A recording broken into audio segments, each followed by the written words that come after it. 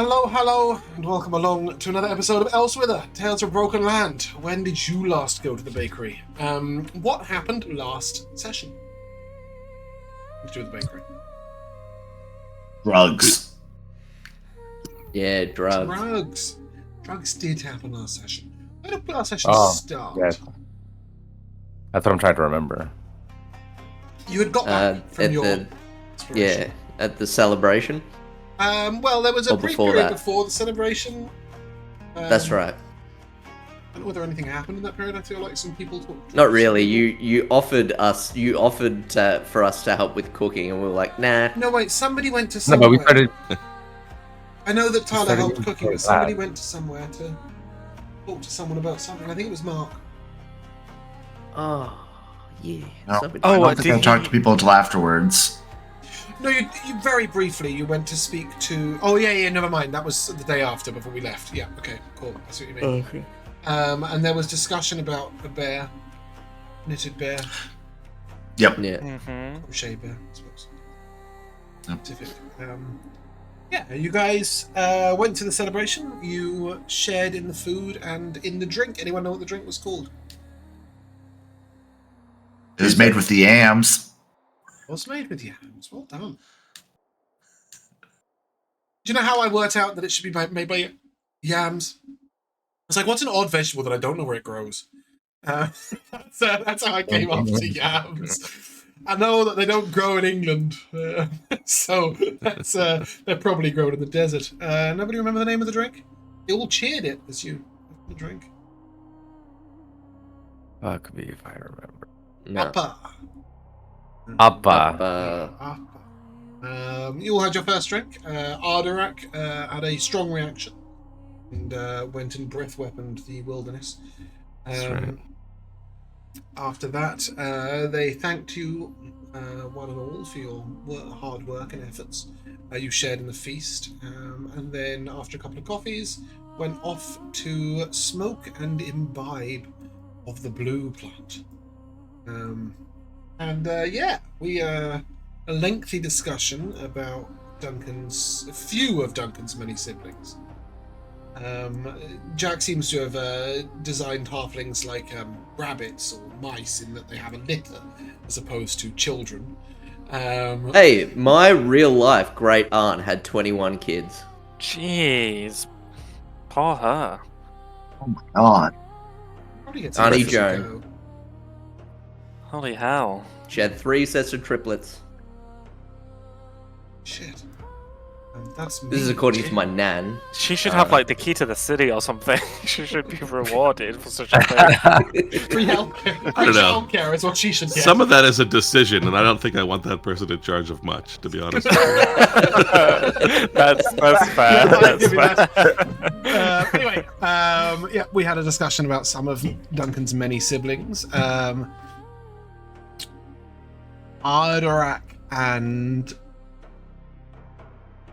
Theogar, I think that's right, saw interesting things in the stars and moving clouds. The Tala and Duncan had their minds expanded. I had thought you guys would ruminate on the good that you have done and why you all came to this point, but instead we sort of had a very loosey-goosey, druggy-drinky conversation about not much. And it was good. It was great. It was some great roleplay. We really enjoyed it. Well, we learned more about Duncan's family tree. Yeah, you did. And I think, Tala was very sort of like, hey, you guys mean something to me now, which was lovely. And we had that little thing. And then the following day, Theogar went to speak to Ishala? Zara. Ishala or Zara? Ishala first. Ishala. You're right. It was Ishala. Yep. It was Ishala. Because I asked her about her stepping away from the party early, and then also was trying to understand if the people have a kinship to the animals that they sort of look like in their appearance. And she was like, I've never seen tiger before. I don't really know that I have anything involved with it. So he now has that to grapple with. And then you guys went off in search of the lost Oryx Babbles, who was very, very difficult to find. 10 minutes later, you found him stuck in a crevice. When you pulled him out, he was incredibly grateful and thirsty. You got your 50 XP, you took him home. There was discussion about taking him all the way to New Sheveth and back, which amused the DM to no end. Just this poor little Oryx taken for a 45-mile round trip. And then you guys set out with Karim, Yasmin, and Zara from Sanactarul to New Sheveth. On the way, you had a battle with what? No. Gnolls! Gnolls! Yes. And they tried to gnoll you down, but you were having none of it. You murdered them and massacred them with ease. Yeah. And then Josh rolled you rubbish, robbed so us you out of got a a second. No, you robbed us out of a second combat. That is You correct. rolled a 12. You're just passing responsibility Yes, off to yes, other I people. am. Exactly, which makes it your fault. Then you got to New Sheveth, and you met some people. Can anybody remember any of the people that you met? Vague descriptions will do as well as actual names. There were people. In fact, he met was the wearing guard. black robes. He was a guard fella. A guard wearing black robe. This is good, guys. We're getting somewhere. Where the fuck did I just send you guys? I have no idea where I just threw you. And we met the 4 founding members. One in pink, Yeah. one in red, Careful. one No in founding green, members. one in Oh, yellow. I see. You mean like the founding members of Harry Potter? Yeah. The count. The 4 elders and the head guardsman. The head guardsman was called Kazir. Kazir. Yeah. Here he is in his fabulous black robe. Stunning. Wow. And then you met Jaras of Jaras and Mihal. The Mario brothers. And then inside you met Hazamor, Karzun, Kalira, and Zamaya, who are the 4 elders. Yes. Take you to- They give a new meaning to Smash Bro.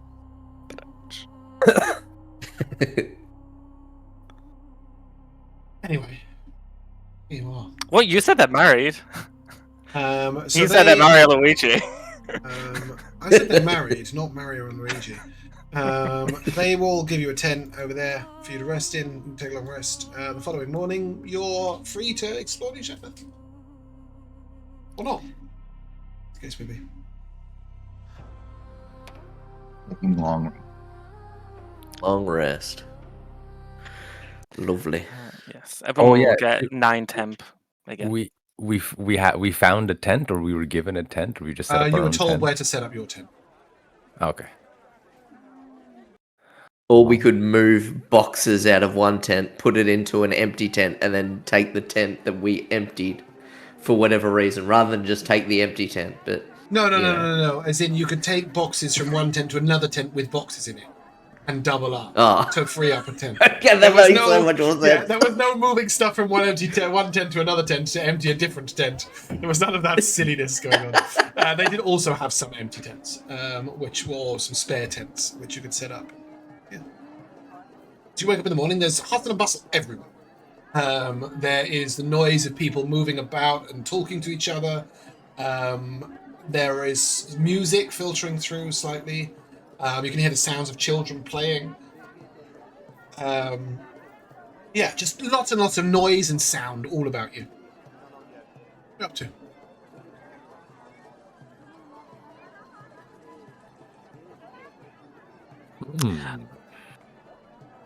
Are there, like, kids playing about? Yes, exactly that. It's not just the noise of children playing, they do actually exist as well. Oh, I kind of hear kids. I hear... No, I said you hear the sound of children Market. playing. Like, I said that. Okay. And then you said, Okay. are there children playing? Yeah, then I will go join them. In whatever games they're playing. Okay. So when you head out, you can see some kids are doing something on... Give me 1 second. I'm just going to do one more drag over here. Oh, these aren't visible. They're doing a drag?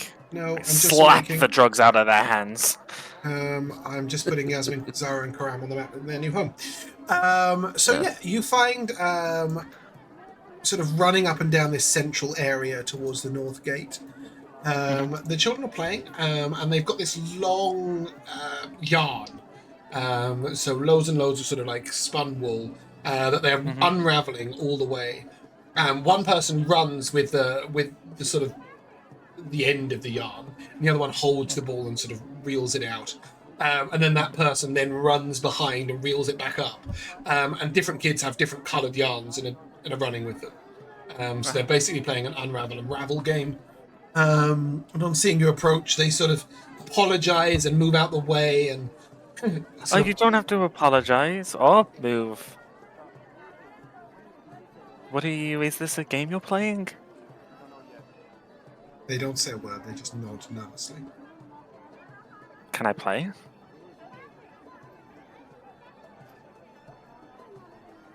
Get another little nod.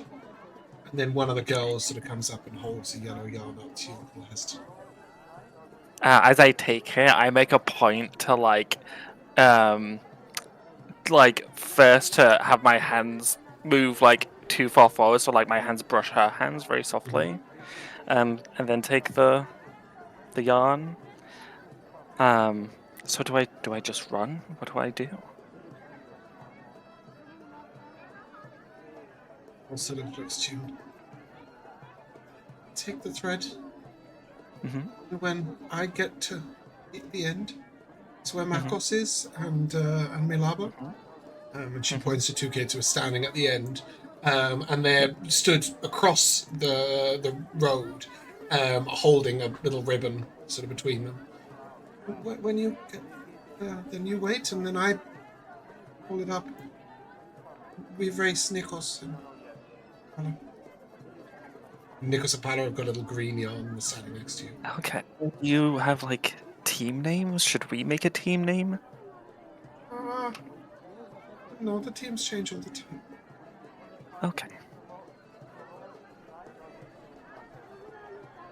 Okay. And they sort of hesitantly start the game back up, and there's like this real awkward moment where they're really not sure if you're.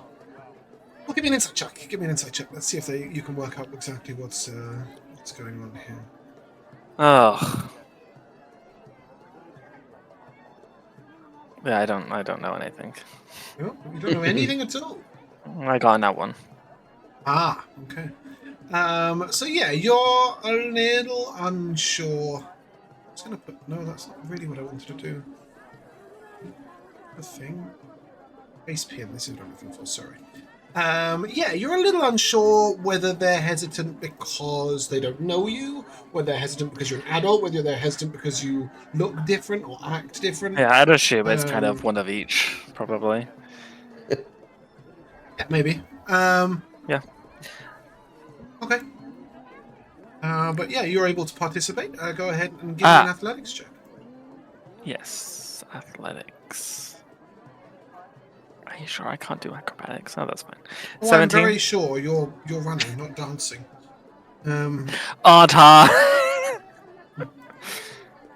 As I run, I would like to cast my Bardcraft, and I'd like to enhance the little sound of all the little bells on my costume to kind of play like a nice upbeat, melody, I suppose. Yeah. As you jingle and jangle all the way down with your 17, you can outrun a 10-year-old. It's good, isn't it? Yes! In my dust! Well done.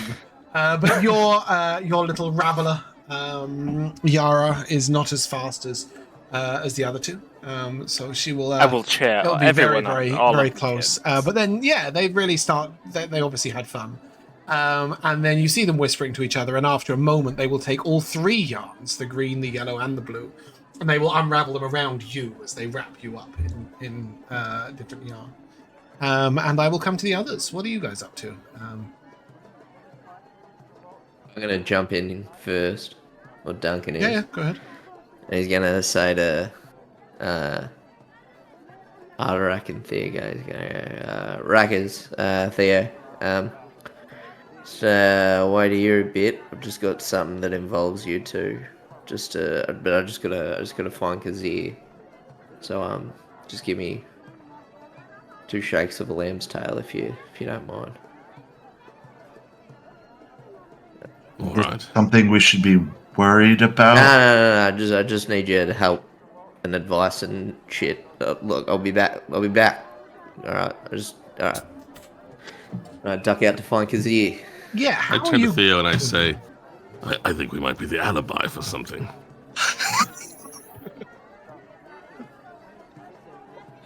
Oh, I hope Celeste doesn't get mad at me.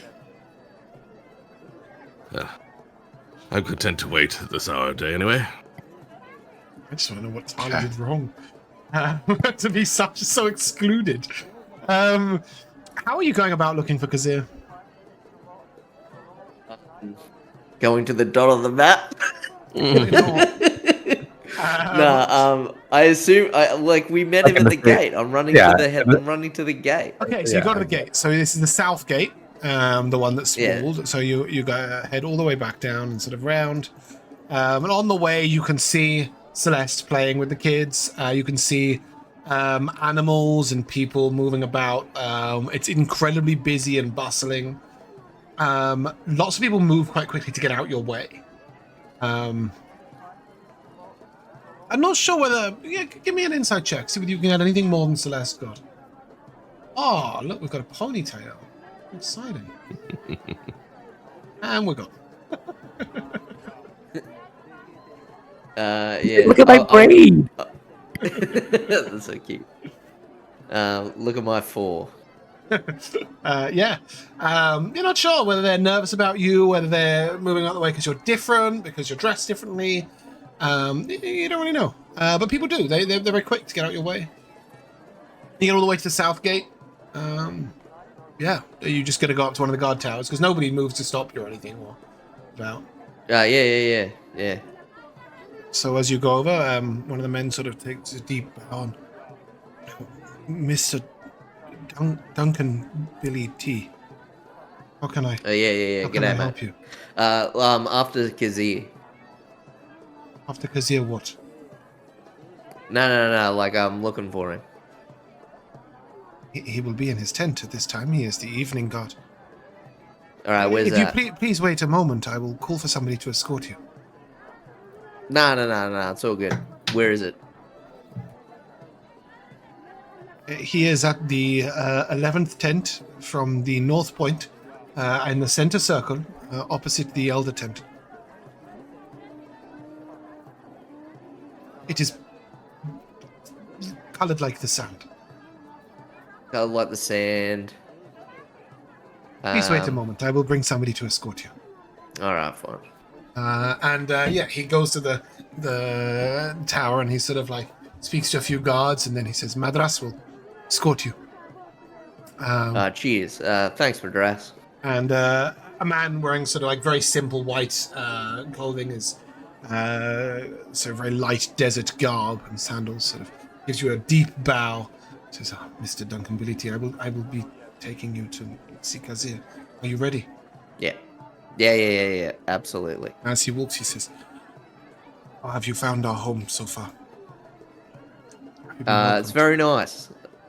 It's lovely. It's very lively. I like that. Looking forward to doing what I can to make it even better than what it is, and to We are blessed to have see you that present. it's. No worry. Nothing. People are all so good. grateful. Duncan, I'm as you're glad. going, give me a perception check. He's going to take you up this way. Everything I'm good at. Yep. That feels right. Oh no, but I can't. You've gotten that one re-rolled for a 5. Yeah. Great. So 5. Yeah. Yeah, there are people out here. Busy. Lot going on. But even with a 5, you will notice one thing which you can't help but be like, what is that? As you pass this tent here, so on the right, you see a woman. Stood outside, and she is sort of lifting up a cart magically from the ground, and sort of maneuvering it into the middle of the road. So the whole cart is just being lifted and placed back down. There we go. Yeah, this is her.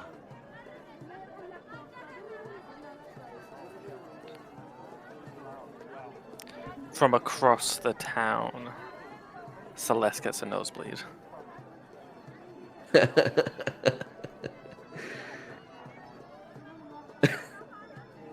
It's obviously missed.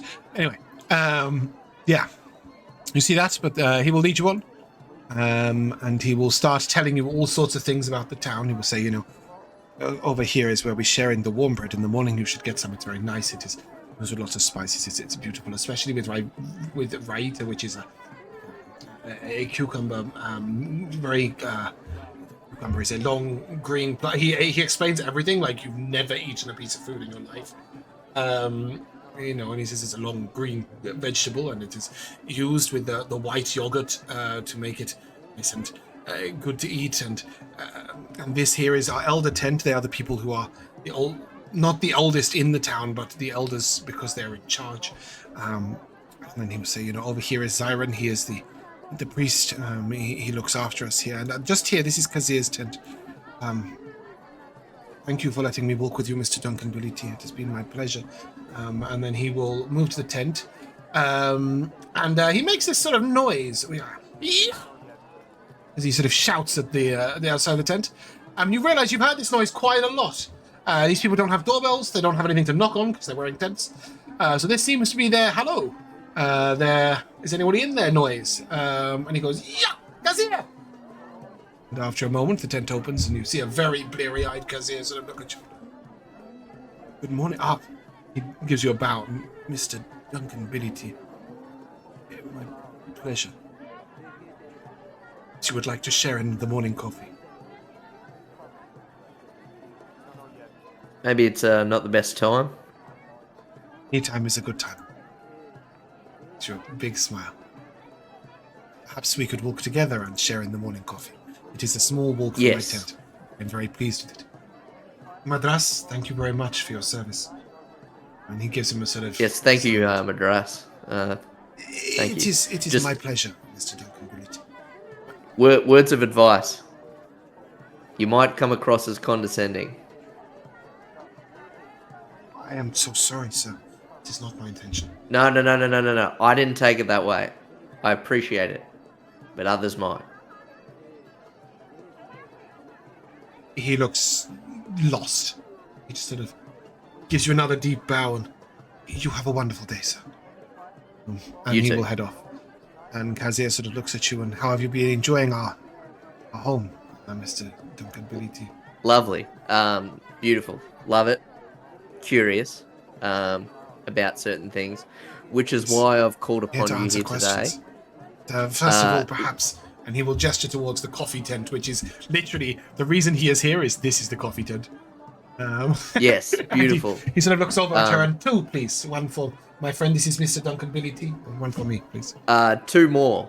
2 more, of course. Mr. Duncan Billytea has other friends. Only. Yes. 2 other friends that we need to go and see. Very well. He will get the coffee and he will carry the other 2. So he's holding 3 and you have 1. No, mate. Give me 1. Well, he sort of gives you another one.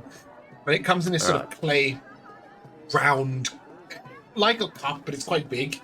And it's very bitter. You will see that at the coffee tent, sort of to the left, is this table with just blocks of sugar.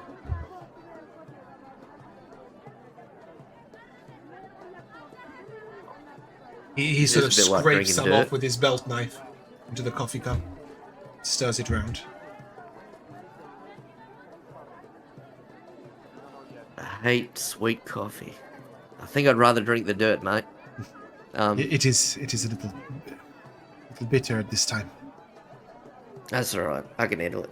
It's more gentle as the scrape day a bit goes off. Scrape a bit off for the others. Yep. You can scrape some sugar in and say, so what can I do for you today, Mr. Billytea? Just a word on defenses that I'd like to get just get information first off, and then also key in some other friends of mine on this to get their thoughts and opinions and let them weigh in on this, because this is a major concern of mine as you are facing some serious threats We are. with 6 towers, if I can see correctly. We have the 4 main towers at the corners, and then we also have the gate posts at the front, and then we also have a patrol, and then we also have the watchtowers, and he will point out. So, Okay. yeah, if I do the I think it might be on this map. No, they're not quite. So yeah, they're a little like this. They have these little towers a little out in the town as well. They're not very helpful or very well guarded. They just got a single person on watch. But what they do have is a lot of flat desert around them for the most part, you know. Yeah. So we are working hard on improving the defenses. It would be a lot better if they were made of stone, that's for sure. But we have lots of guards patrolling. So many guards and so little for them to do, to be honest. That's very good. Is it? Walk and talk. Yes. With you, Mr. Duncan Billytea. What happens if the attackers get to us? Well, the guards would defend, but also we have many wizards and priests within our ranks that would be using their magics to protect us, and most of the people can fight in one way or another. All right. And, we have just over 80 guards. There's a lot of guards for a place this small. The old Sheveth was much bigger. Yeah, it must have been. Though not that many more people. Say that again. Not that many more people were there. Just bigger places. What ranged defenses and capabilities? Mostly the wizards, although most of us have bows. Use them. Nothing bigger. Yeah. So I've We just had seen the a lot of big catapults threats once, there. but it did not function too well. Well, that's what we're here to talk about, aren't we? The problem with the catapult is it was designed for being on a stone wall, and when we put it on the wooden watchtower, the watchtower crumbled. It was difficult. We are not very good at these wooden structures. Well, let's make some adjustments and some improvements. Yeah, he will follow you to your tent, and when you get there, where is Tala? Did you feel dismissed by Duncan's comments this morning? And No, certainly. No, I wouldn't have felt the need to leave, but I guess like if he had taken longer than, let's say, he's been gone about 45 minutes. Okay, if it had taken longer than 10 minutes getting back here, then Tala would have been like, well, I'm going to stay out of trouble. I'll have a stroll around town, and I will just get up and I guess you go? Probably, considering we're new here, I would just sort of circle this main, and thing, again, and just like as you go around, people are slowly moving right out of the walking way, making like big clear paths for you. You may give me an insight check, and hopefully, by this point, someone will figure it out. Can I guidance myself? Nope. Oh, fuck me, dude. Nope. That's not one. Yeah, these people are really, really nervous of you, and you might have respectful, but you're not really sure. They just think you're a fat elephant. They need to get out of your way. I know, they're just like, whoa, this lady's gonna stomp on my head. You walk past Celeste playing with the children. You walk to the main area. You see the coffee tent on your left. If you walk all the way around, you will see the warm bread tent on your right. You will see a lady moving a cart. But something that will take your eye that you won't miss. It's a man who is standing there talking to 4 or 5 children. And he is wearing the robes of the constellation. Oh. Like any particular sect of, or just like the constellation general the constellation as a whole, the midnight blue with the stars. I think that image should have popped out. Similar to Tala's outfit, sort of. Yeah, and he will see you. Your deep bow, and he carries on. He's talking to the children. Well, seeing him, I'd approach him, but I would if he was in conversation with the children. Yeah, I would you sort can of, pick like, up on the approach- conversation I would as you get approach. nearby. I would approach from behind, but I wouldn't interject myself yet. I would sort of want to see what he was saying to the kids first. Maybe. Yeah, so as you get there, you will hear he is telling a story. And give me a religion check with advantage. This is a story you probably know. Hope so.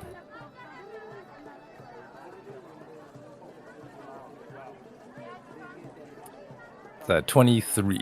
Yeah, he's telling the tale of how Cygnus, the swan of the stars, who glides across the endless waters of the cosmos, was the object of Norma's passion, and ignited the jealous rage of Tucana in setting in motion the rivalries of the heavens. The Cygnus beauty is the highest virtue, eclipsing all other bonds. And he begins to talk about the importance of work, and the importance of love, and the importance of family and friendship and music and knowledge, and how no one thing, not beauty, nor knowledge, nor magic, is set above another, and how every constellation in the sky has its rightful place as placed by Andromeda. No one person stands out. So each of you, and he looks to the children, each of you is equally special in your own right. So yes, Yale is very beautiful. And he's speaking of a girl who's not present. But you have the thickest hair. You are the tallest of the boys, and you are the strongest of the boys, and you are the smallest and able to fit into small places, and you will grow. Your mother is a very good weaver, and and he goes and he talks about all the different qualities that these different children have. He says, and each one of you is special in your own way. You are a very important visitor. And I just want to clarify on your university documentation, Tala. Your name is just Tala, right? Yeah.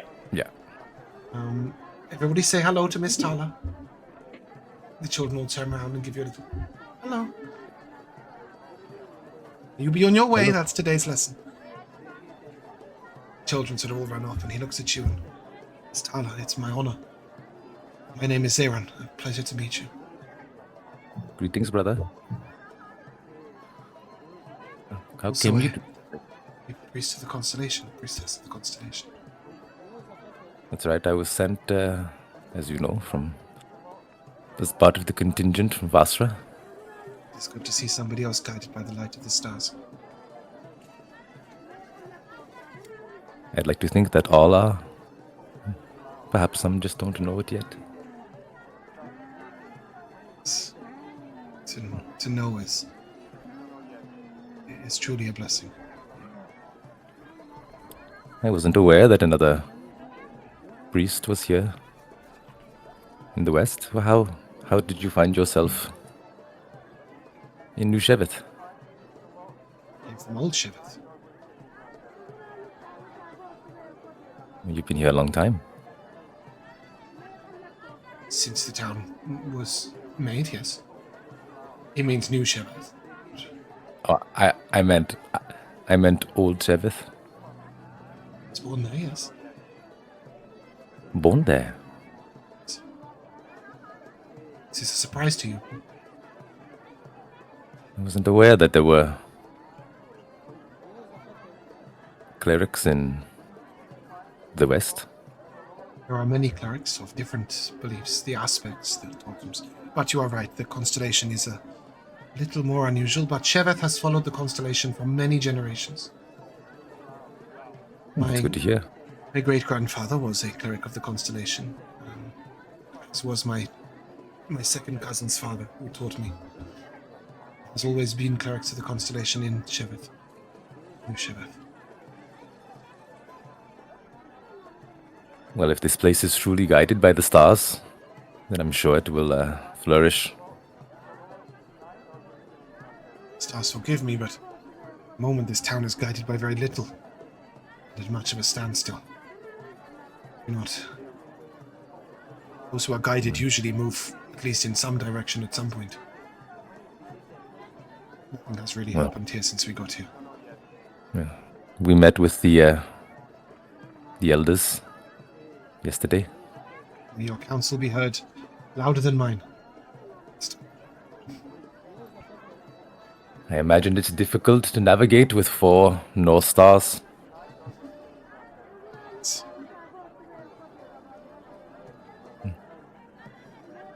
What is your opinion? Everybody is frightened of making the wrong decision, so nobody makes the right one either.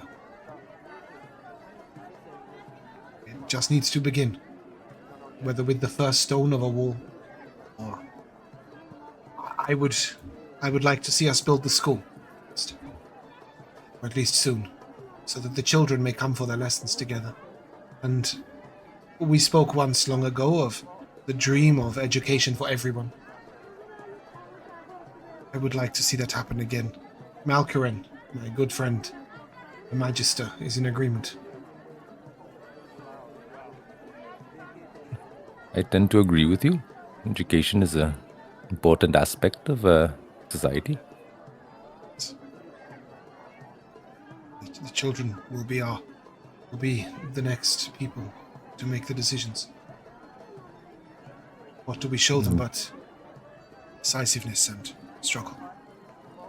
There are some who are against this or just have other agendas. Some people believe that we do not have enough to labor, so the children should only be educated to a young age. Then they should join in the work. And some believe that they would learn best at the trades of their families. Others that think that reading and writing is not important in these places. Others that feel that learning to grow or to build is more important. And others and others and others. The council? Probably one for each opinion, as much as possible. It's usually the way. There's a saying I've heard back in Vazra. Too many chefs in the kitchen. Yes, there are many chefs in New Sheveth, and they are all making the same dish with different opinions. Who amongst the 4 do you think is most fit to lead? Must be a council of 4. They just must come to an agreement. Just one will do, and will be like the avalanche. I hear this is a thing that rolls down a hill with snow. Yes. I fear this may be an extremely difficult task. Perhaps you have misunderstood the reverence for which the elders hold the people of the East. Anything you suggest will be listened to.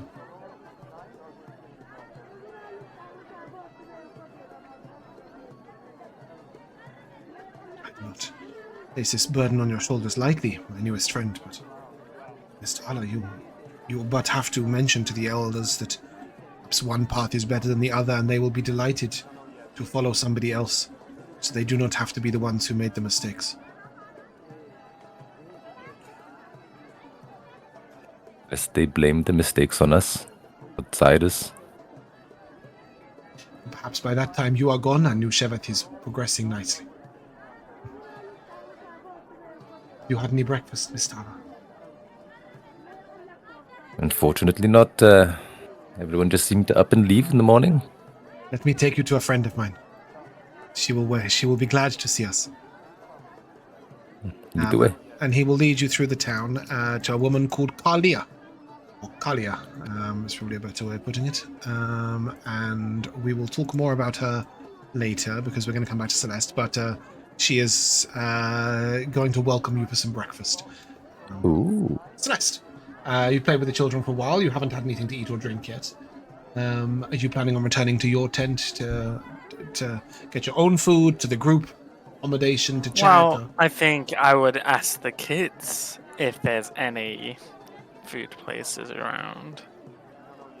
They nod and smile and suggest that you should go to Milaba's tent, where Jaras and Miha will be your favorite Smash Brothers.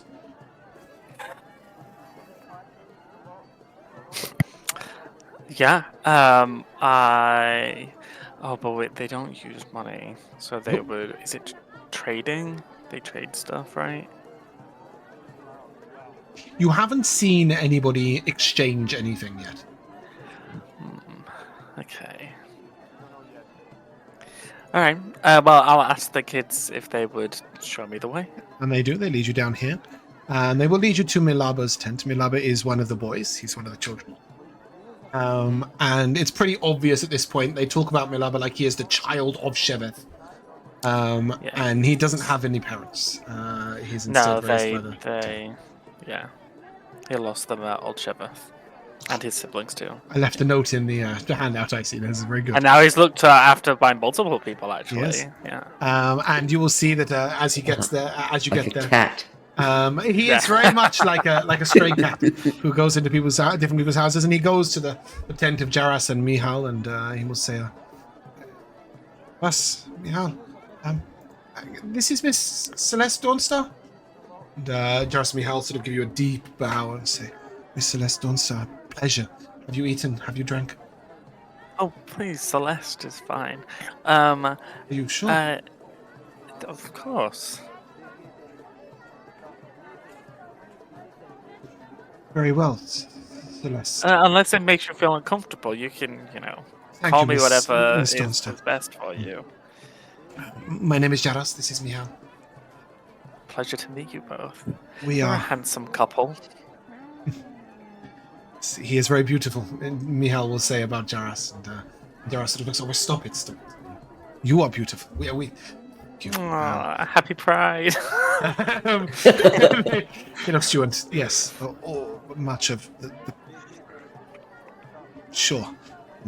Would you like we have some spiced sweetmeats. Well, do you trade for it, or I'm new in town, so please forgive my. I do not understand. Do you give it away? Do you give it for free? We give it to you, yes. But you don't require anything in return. Not now, no. Okay. We have eaten and we have drank.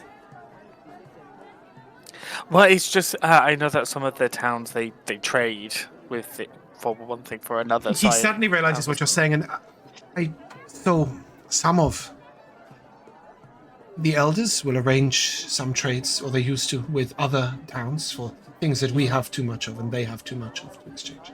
But in the town, there is no.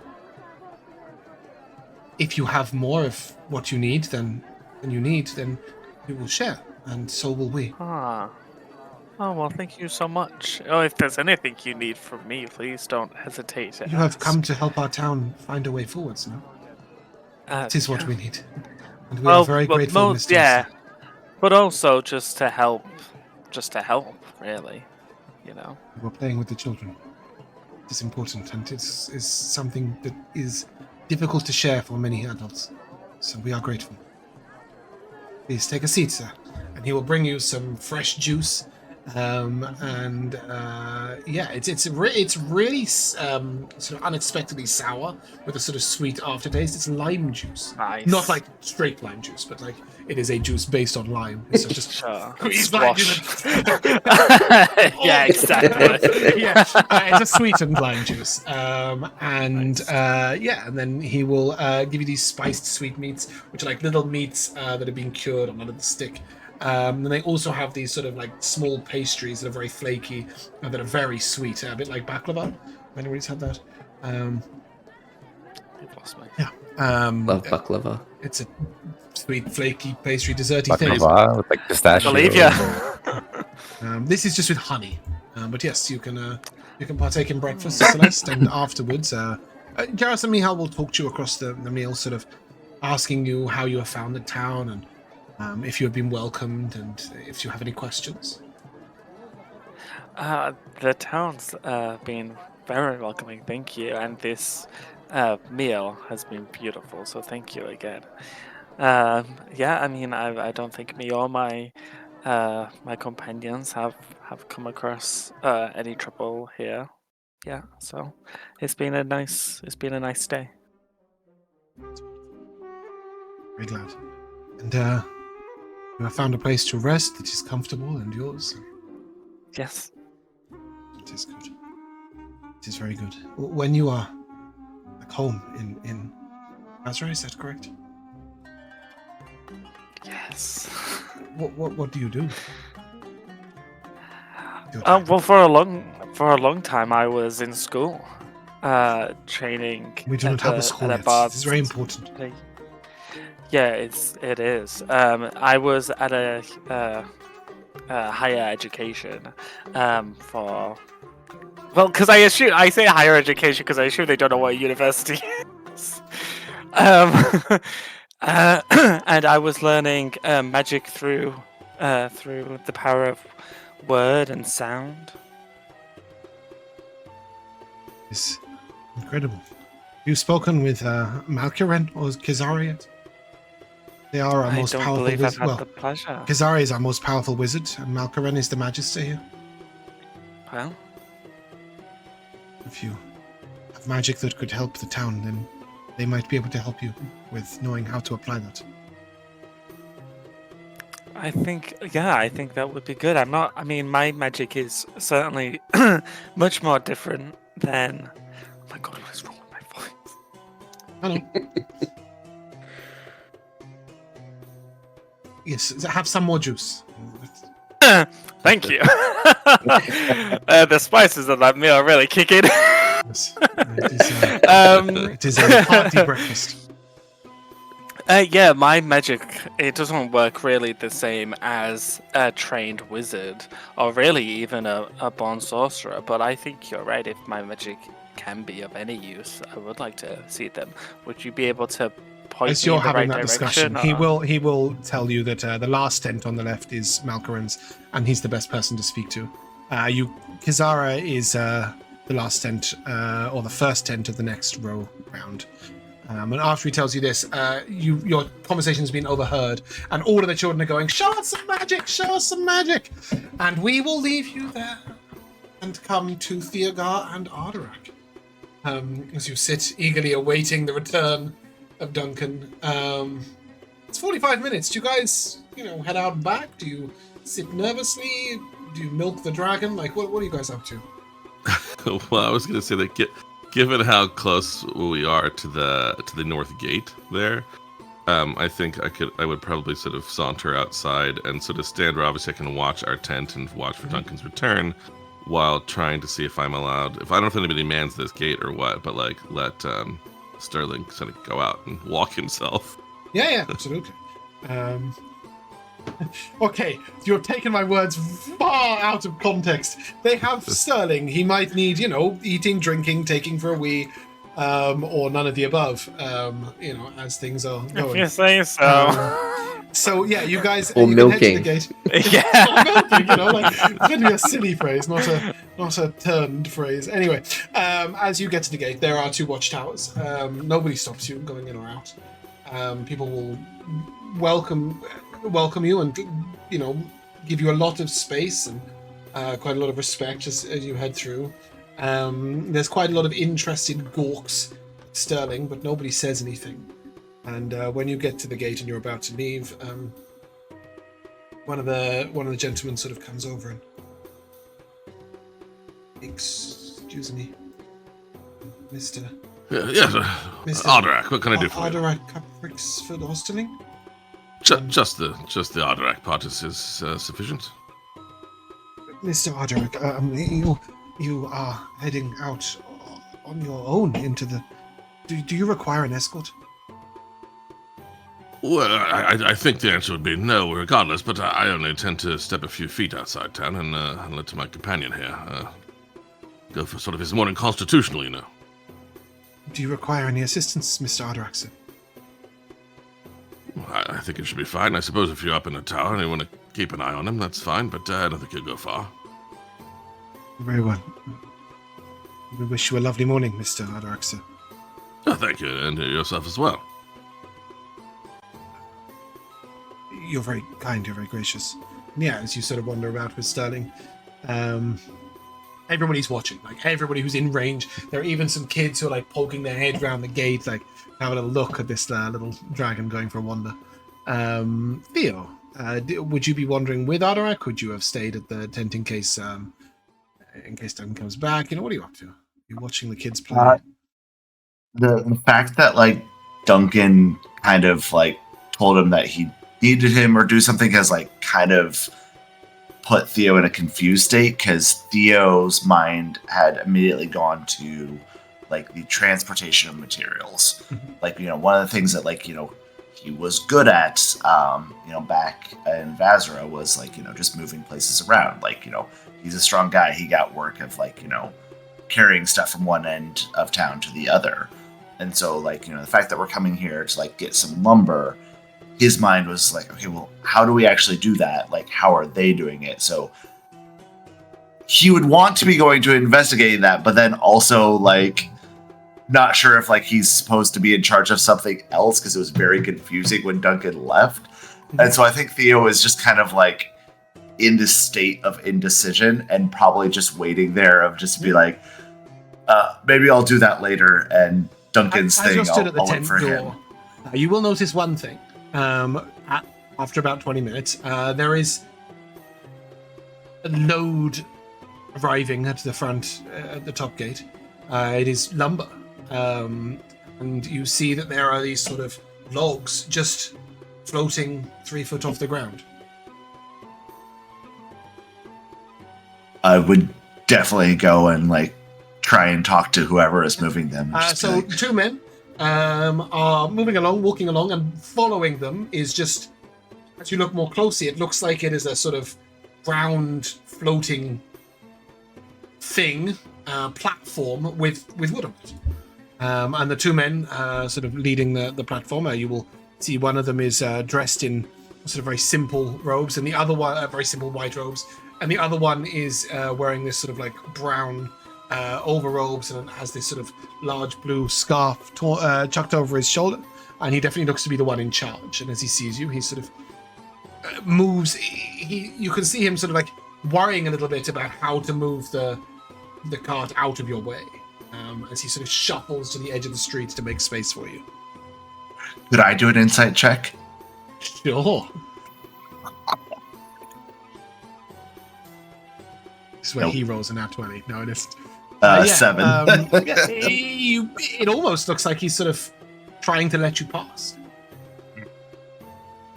Yeah, I'll go up to him and say, I'm sorry. I saw What are you this sorry? contraption that Good morning, you Mr. have. Theogar, Dawnstar. Oh, right. Yes.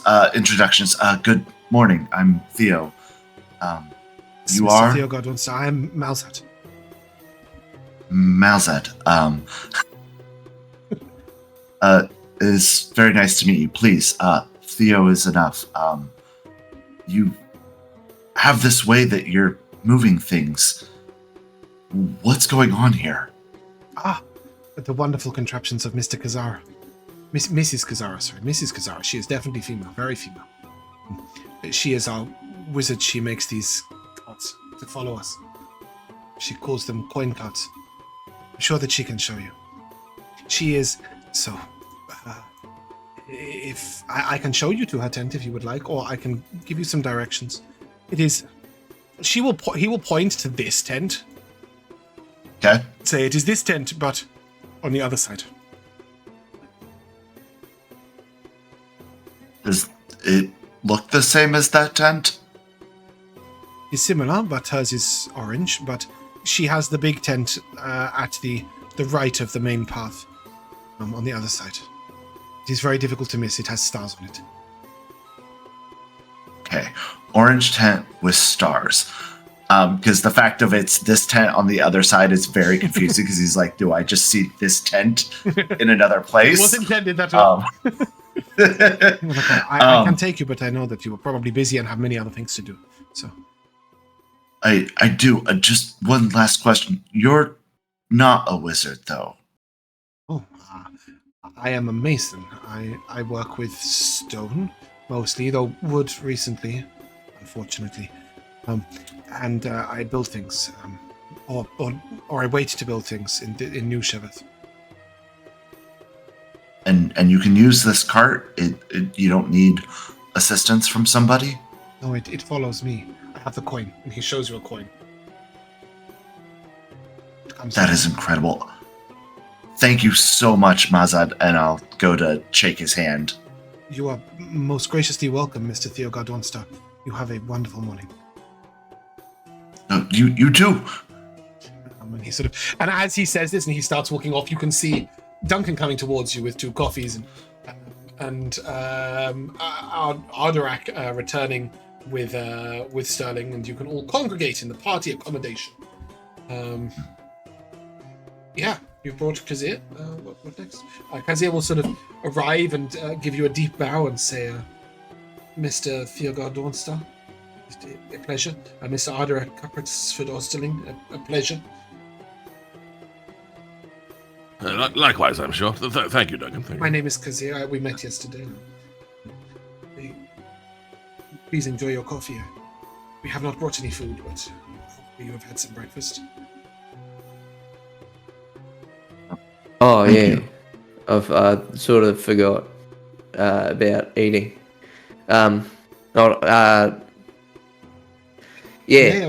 have some extra food. Should I go and get us some pastries? Maybe. Yeah, look, I feel bad for getting you up and sort of... They said you were the nothing to feel evening bad guy. about. Yes, I do that. The most dangerous time is the fall of night and throughout the night. So I watch from 6 till 6. Fuck. Well, This is now 10 a.m. But it is okay. I've had some sleep. Shall I get you some pastries? shit. If you want pastries, I'll have pastries. I will go. Perhaps, Mr. Theogar Dawnstar, you would do me the gracious pleasure of joining me so that you may assist me in carrying the pastries back. Perhaps we could get some sort of sense of what this is all about before we go off on another food run. Look, it's about... Look, I feel that this lovely place is just a bit under-equipped in defenses. I was looking for you guys' guidance on this, because you guys, I feel, can help me in that effort. I have some ideas based on what I've learned at university and other aspects of my life, and I was just looking for help and guidance in that field, because if anything was to come up on this beautiful place, I'm worried. That's it. Okay. I never served in the military. You said anything about military?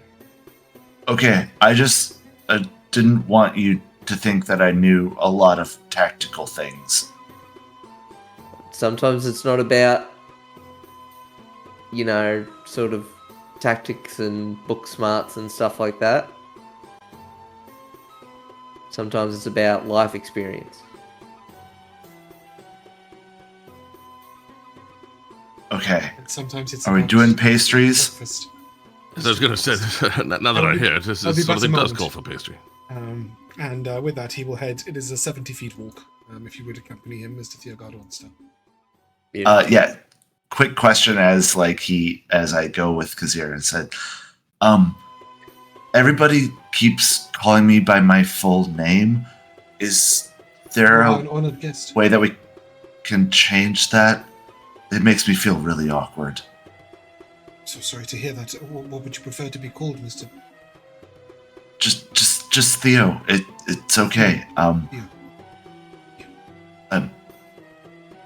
He I know- gives you 2 bows, one after another, and Theo.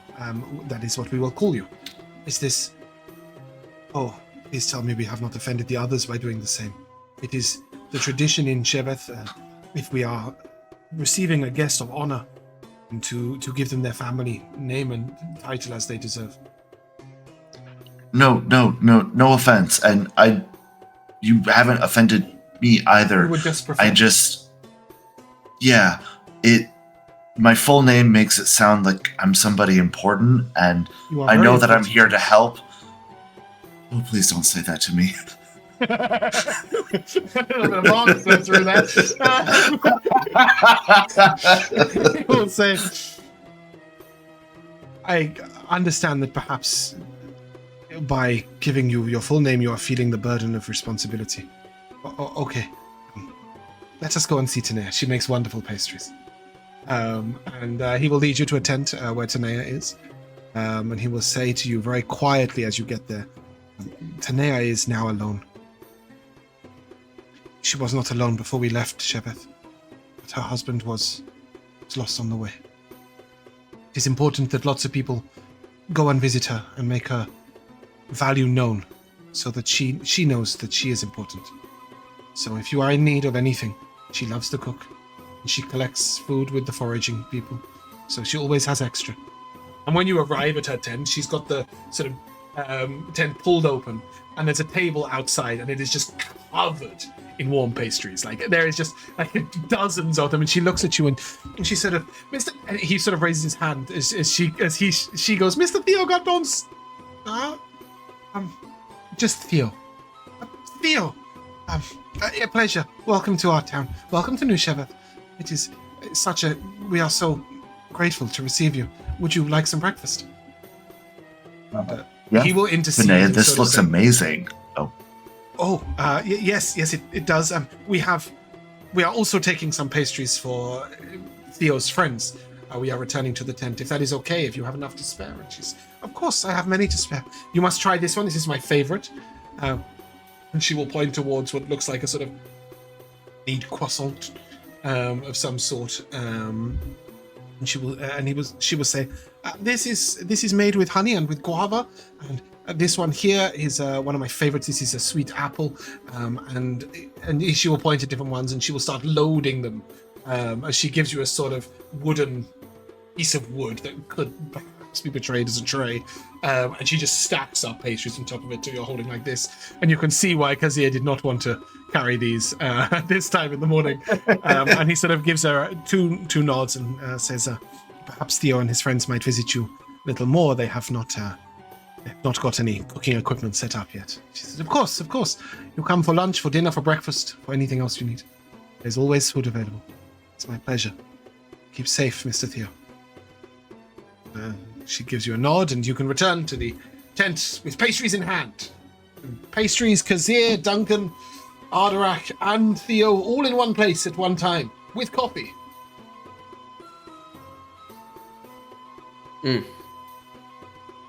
Fuck, that's good. So, Duncan, you were talking about the defense of Sheveth.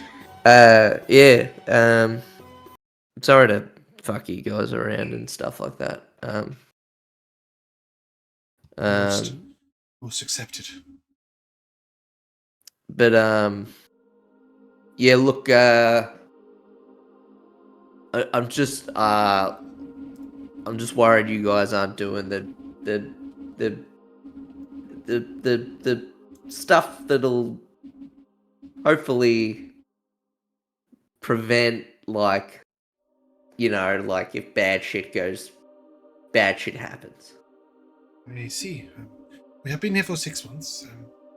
Been troubles. Been people who have come to. We have had walks, and we have had a Lamia.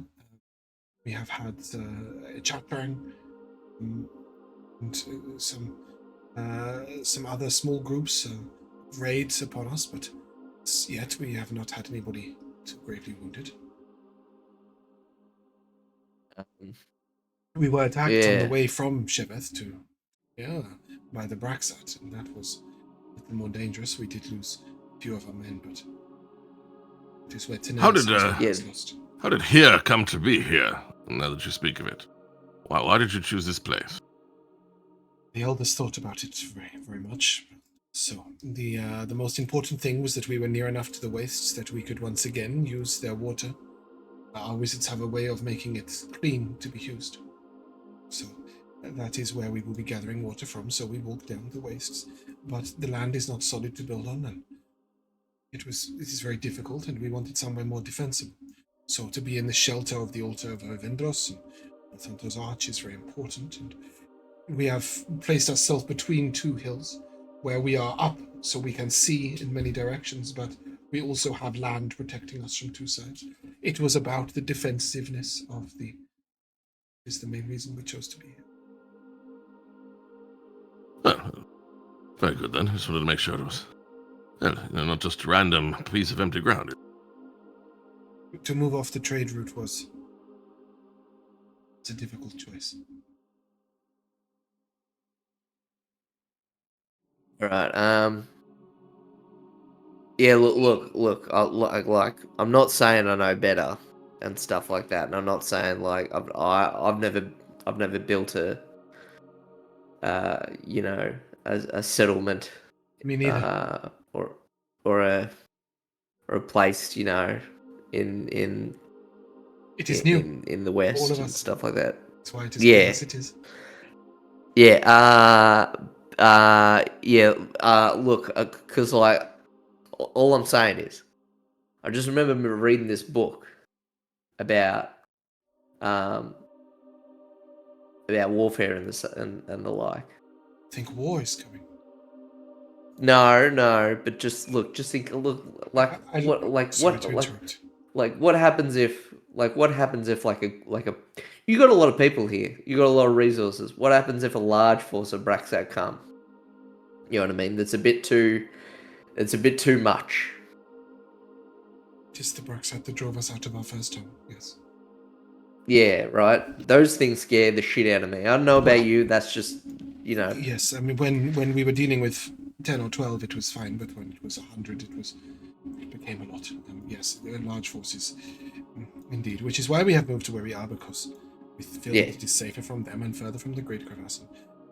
Understand that one of the most important things is to build with foundations and stone walls and place our watchtowers in place.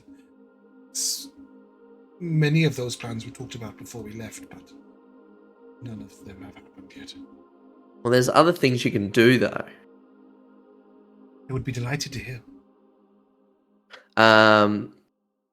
So, like, where do you keep your livestock?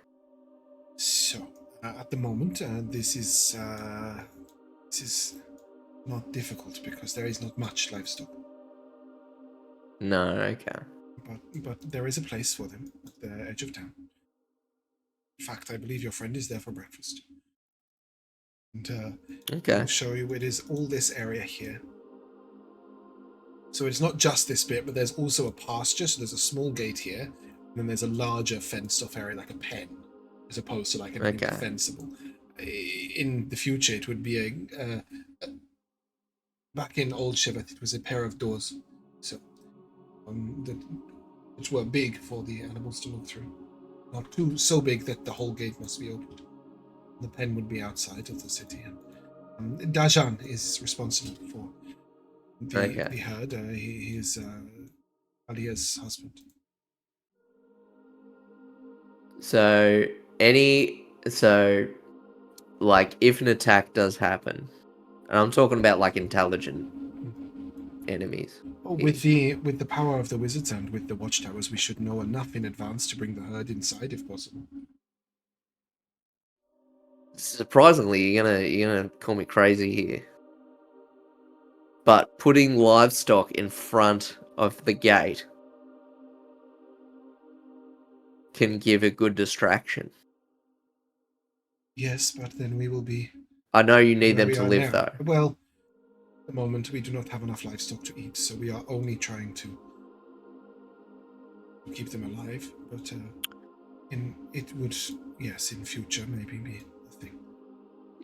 Yeah, there's, maybe when you've got more than you need, of course. I believe at the moment there are 3 ox. Okay, yeah, okay. Maybe we can't do that one. It's just 3, and they are all male. Just in case right. you are... Maybe we can't do that one yet. That's all right. Perhaps it is. It's much to be done. Dajran has spoken much about how important it will be to rebuild the herd, and that we should be looking to do it immediately. Of course. There is discussion of building the walls for the herd first before we I'm sorry, it is a tangent. We will come back to that. It's all good. It's all good. Yeah, no worries. Have you built a moat? At least, not with water, of course not. I don't know if I was. Sorry, I do not know the word. Look. So outside the gate and the fence, you dig a trench, like a large one, like a really big one. He nods, and Malzad was talking about this. When we dig for the foundations, we dig wider, and then we build the foundation in some of the trench, but not in all of it, and then there is outside. Yes. Is that it? Yeah, and what you do is you get some, like, at some points this requires more resources, but you get more wood and you put spiky big logs at the bottom You are expecting in a lot all of sorts of trouble. directions. Huh? You are expecting a lot of trouble. Town would be visitors too. It is not just a defense, but I agree it could be defended. The problem at the moment is that nobody has actually decided where the wolves will be. Yeah, that's gonna be annoying.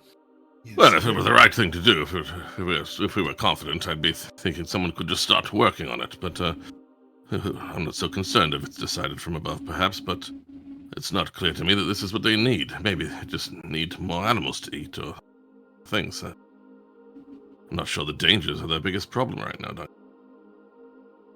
Ah, we chose the place for its defensiveness, and we have had attacks. We do need the stone walls. There is many nights we have called upon the wizards. They are very tired because they are also the people who are making the food, also the people who are making the water. Priests and the wizards. So if we could get them food and water, they did not have to make them. They would have more time and energy for the defense or for the other things like the building.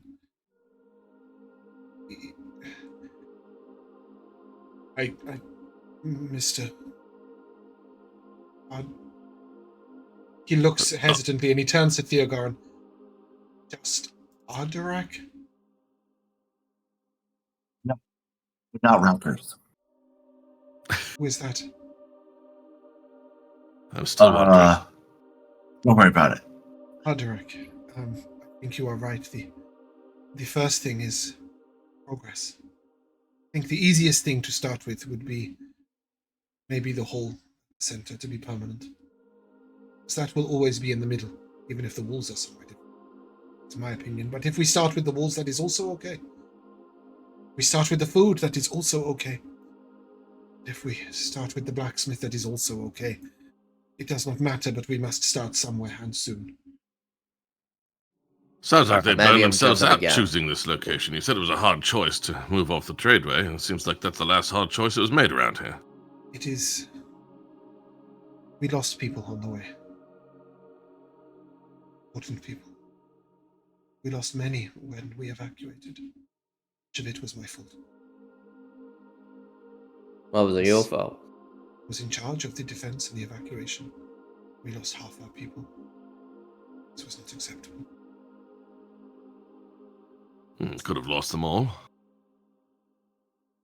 So some of my Would any friends loss said have been acceptable? it's not acceptable, but at least expected. We don't expect to lose half our people. But that is my mistakes. Let us speak of the elders as you were. When they made the choice to move, they did not hope or expect to lose people on the way.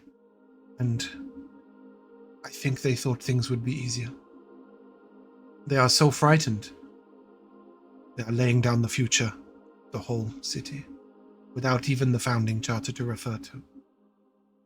And they fear that if they make a mistake, we will lose everyone. And much of the town is tired and struggling just to survive. Not every choice has to be permanent, but I suppose that's not even really your concern. The walls would be a great start, but they would be permanent. Well, Well, we could help, I suppose, make some decisions there. It's not my forte. Really, the only sort of thing you stay in place and build as a hunter is more of a blind. You're trying to hide rather than defend, but... Thing is, there is a man, Malzad, who he is a builder, and he knows exactly where the walls should go, and when and why and how to do it. But the elders still debate. If, begging your pardon, Mr. Ardurak, sir, but if you were to simply take Malzad's advice and repeat it yourself, it would make things much easier. But he seemed so smart. Why would we need to say what he knows?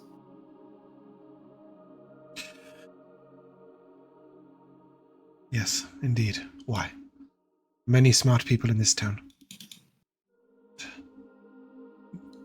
Each one the elders agree with and listen to and say, yes, this is great, but we do not have the stone. Or yes, this is great, but where will we get the stone? Or yes, this is great, but what if the town needs to get bigger? Or yes, this is great, but can we man the wall? Or yes, this is great, but do we need to build a school first?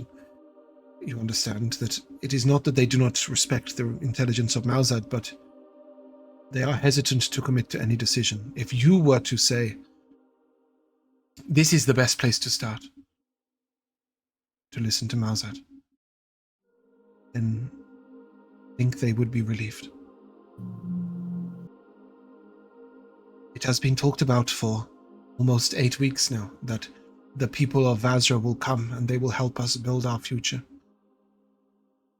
Yes, but they didn't send us to stay here and make the decisions forever. I do not fear that the elders will once again be able to lead if they are helped to start. They are just frightened.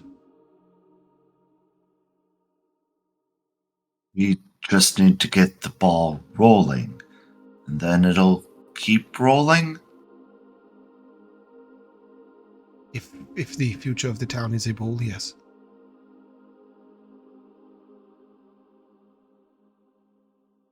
Okay, let's go kick a ball. And perhaps somebody will kick it back. Tala. As you have arrived at Kalia's and Dajan's. Was it a walk to get there, or is it close? I've made the map correct in size now, so it was... Let's see. 500 feet. Okay, so then in that time, in that walk with Zarin, Yep. are people treating me in the same way that they had when I came here, moving out of our way? Yes, but they are very obviously also doing that for Zarin. Okay, so I would bring it up with Zarin. Like, How would you bring it up? are the people here afraid of us, of me? Yes, but also, no. I'm not afraid of you, but afraid of upsetting or offending you. It is very important in Sheveth to be welcoming and to be understanding of one's station. Understanding of one's station. Yes, in the eyes of the stars we are equal, but in the eyes of the people we are not. So, the elders, and then Malkarin and myself, and Skazara, and some of the other priests and wizards and leaders, and then Kazir and Zayla, and other leaders of the guards, and then the teachers, and then the foragers. And you understand, it is a system. Is this a directed practice, or is it self-imposed? It's taught to the children. But it is not enforced, it is just understood. You would not want to upset one that is of a higher one. You would not want to upset anyone, but were you to offend one of a higher station, then it reflects upon all of your people. So it has to be understood. They show you respect. You will walk in a straight line. They will move. If you are walking up, you have lived in Vazra, is that correct? Most of my life. If you are walking down the street and the Emperor, his men and his guards were to come down the street, you would move out the way, would you not? I am no emperor. And if you were walking down the street, you would expect a beggar or a child to make way for you as you move. Do you not? I would hope they approached me, in fact, but perhaps that's just myself. People have a lot to learn from you. They welcome the understanding of the gods, but not always the teachings. He gives you a nod. Bound by their traditions too. Yes. It is as with the Emperor and you, but on a smaller scale. It is important when understanding that everything here is given freely. So, it is, for me, I must move out the way when Hazimo, one of the counselors, comes down the path. But if I am in need of help or assistance, it is Hazimo's responsibility to see that I get it. I understand. You do. Please. With that, he will come to the tent of Kalia, and she comes out and embraces him in a massive hug before even looking at you, and then says, it has been too long since you have had a proper breakfast. You get inside, you are getting thin, man! And she sort of pats him on the side, and then she gives you a deep bow, and Miss Tala, who the hell is Talia? Miss Tala. She's a singer. My pleasure. Will you join us to eat? Of course. Wonderful. Dajan, fetch the children, if you would. And Dajan goes out and he sort of gives a massive clap. That's it. He just gives them a little nod. And their two children, Khalid, Khalid, not Khalid, that's a DJ. Khalid and... Oh, I can't do that one off the top of my head. Najira? Yes, thank you. I was trying to do it without having it open. And Najira will come and join in the tent with you. And you can see there are 3 ox outside in the yard, a single goat, and one very, very sad-looking bird that vaguely resembles a cross between a chicken and a vulture. It's like a chicken, but it has a long neck and a hooked beak. And it's Is it flightless or can it take off? It looks like if it did fly, it would fly at an angle. It's not very well kept. And they will come in and sit at the table with you, and immediately she will begin putting out meat and fruit, which would be quite rare here, you would know, and some cheeses and cured meats. And she puts it all on the table, and she says, "So, Miss Tala, you have come from Vazra. Please tell me everything about it." You don't have to roleplay telling him everything about Vazra, but she's very quick to ask you about your life. Well, I would, rather than explaining it, I would explain to her that, I haven't seen all of Vazra because, So big. that and my station sort of is that I wouldn't be privy to all of the lavish and expensive and fine things in the city. I mostly keep to the temple and the surrounding temple. What was the temple like? Is it did you call the temple your home, or did you live elsewhere and then come to the temple to work? No, it was my home. I was adopted. Wonderful. Taken in by the temple and raised amongst the priests and priestesses of the constellation.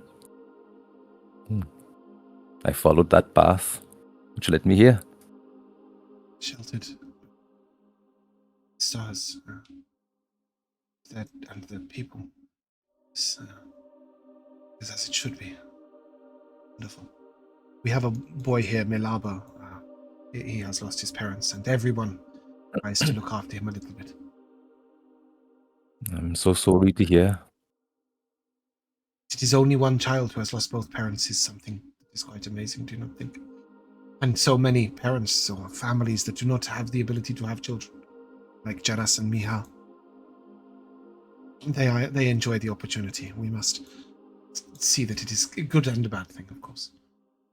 So you have traveled a long way from Vazra to come to help a little town. Why? I suppose because I felt as though there were quite a few people that have lost their way here. Actually, I'm originally from the West. I want From to ask, but a place that I can't remember the name of. don't worry. And I wish I did right now. I'm not even sure I have a map. I do. I have a map of the whole of Gallania to tell you that it is. Start with like a Z. It's a G. No, it's not a G. It might be. There's a Z in it. I'm pretty sure. Loading. Jack. It's loading. We'll be there so soon. I picked the wrong map. Okay, good. Anyway. Yes. Zira. Yeah. Yes, the Isles of Zira. Zhyra. Yes, I didn't want to ask, but I know that your people are people of the West. Does it feel like coming home, or is it different? Well, I was old enough to remember, so it does feel like home. But different. Less joy.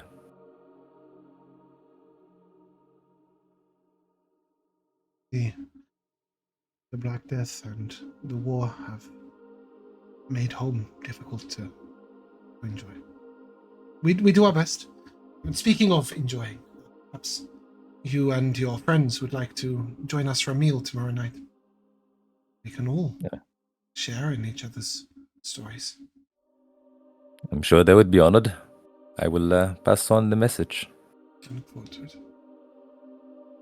I used to do some weaving here. It is I'm without my loom now, but I make my way with some repairing of the textiles and some sewing and some cooking, and Dajan looks after the herds. What is left of them.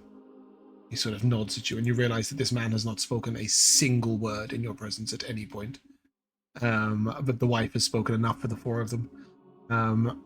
They sort of mention their two kids who are of a sort of relatively normal age, and she will say, please come visit us tomorrow evening. I certainly will. If I could ask you a question before we take our leave.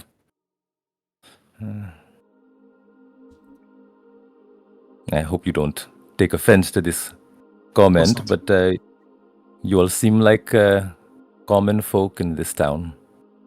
And so I want to know, what would you have us do while we are here?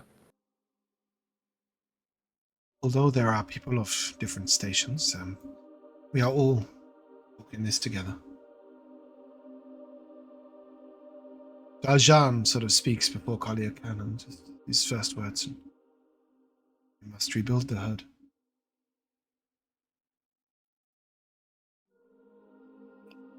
Tell me about it.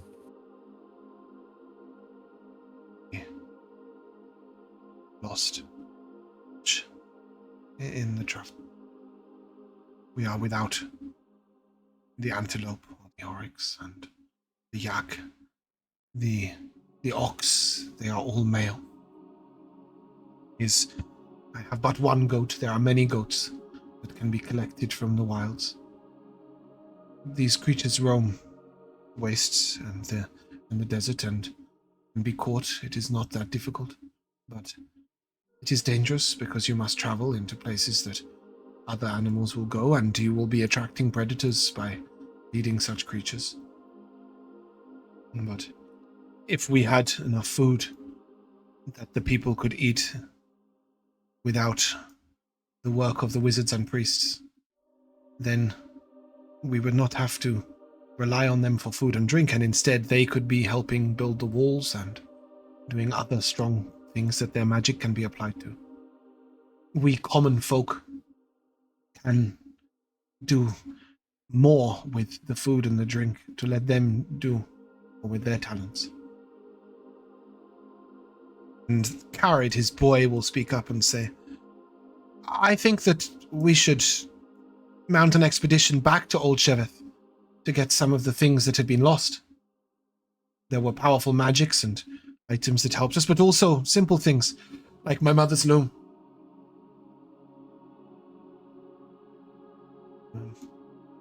No one has been back since leaving? Just realized I'm actually telling you about a different loom, but don't worry about it. I'm sure you won't forget. Like Armani's loom. She lives over there somewhere. Or, my mother, her recipe book was tales from the family of all the many important things. She speaks often of how much she misses it. Nobody has been back. It is because we cannot take the wizards because they are feeding people. We would not have enough defense to survive the visit. Najira will sort of say, if the men weren't defending the walls because we had actual walls instead of wooden things that fall down, then they would be free to protect us when we go there. And Kalia looks at you, and this is the problem in New Sheveth. One has a view, and every view is worthwhile. But honestly, the people. Let's start with the people. Small things. Yes, the elders must make decisions, and big decisions. The walls would be a good start for everybody. But lots of people have good ideas that need to be helped. Little help. Perhaps they need wood. Perhaps they need stone. Perhaps they need escorting. Perhaps they need, to be encouraged. Perhaps they only need their views to be heard by the elders in a different light. The community whole would be the most important to me. The people together.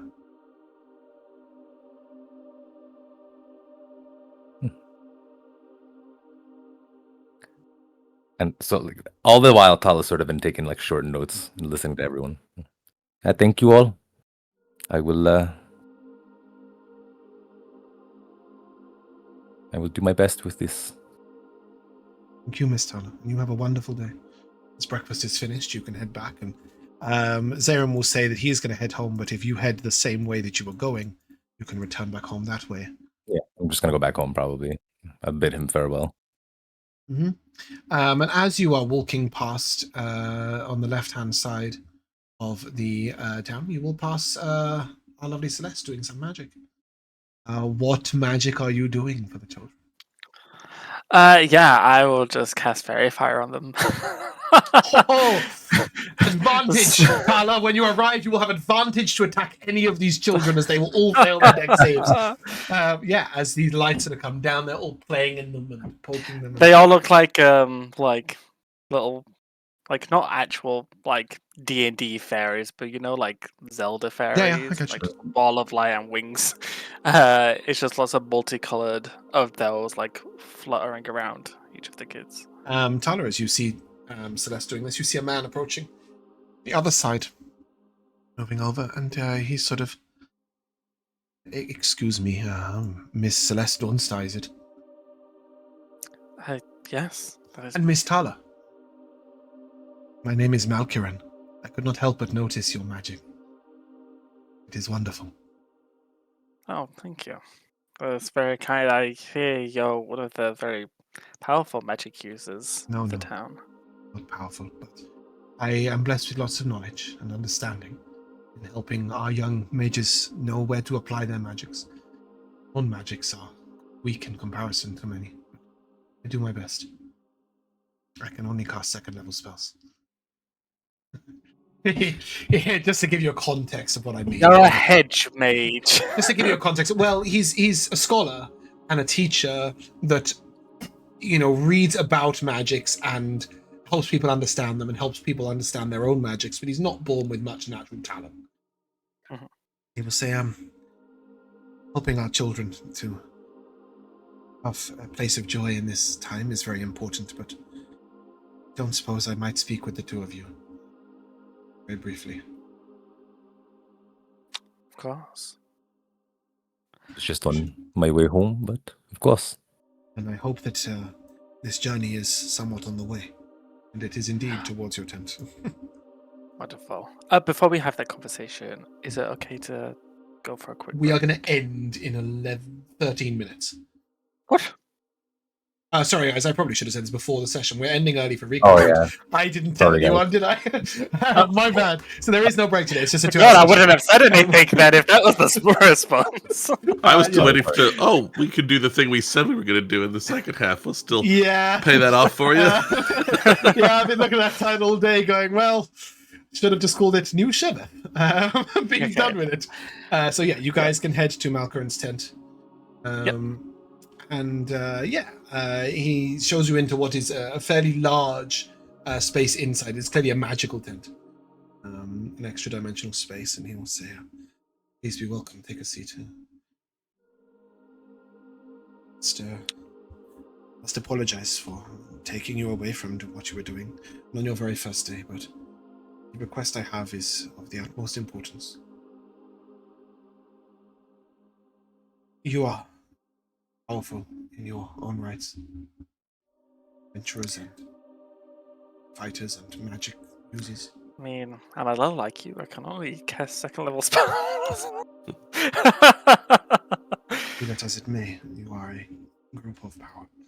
I just wanted to ask if at any point you are considering returning old Sheveth to retrieve any of what was lost. I've spoken to people. Kalia and her family. They expressed interest in returning to Old Sheveth as well. You may even be able to take a few of the looser ends with you. Some of them are quite powerful in their own right and just do not have a place to be assisting right now. Well, what sorts of things are you looking for? Not And- things, just one. The original founding charter of Old Sheveth was in the main community hall. I believe that because it was in a special display case, he sort of takes a key from around his neck. I don't think that it would be touched. It is warded with magic. This founding charter documents the first days of Old Sheveth. Maybe a guiding light to our elders who I'm afraid are. They do not know what to do. As I've noticed.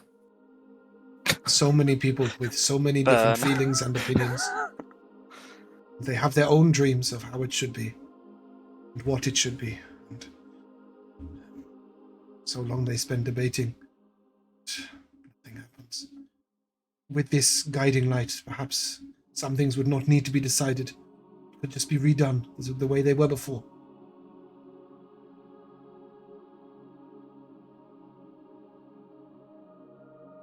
Are we sure that the way things were before would be suited to this new place?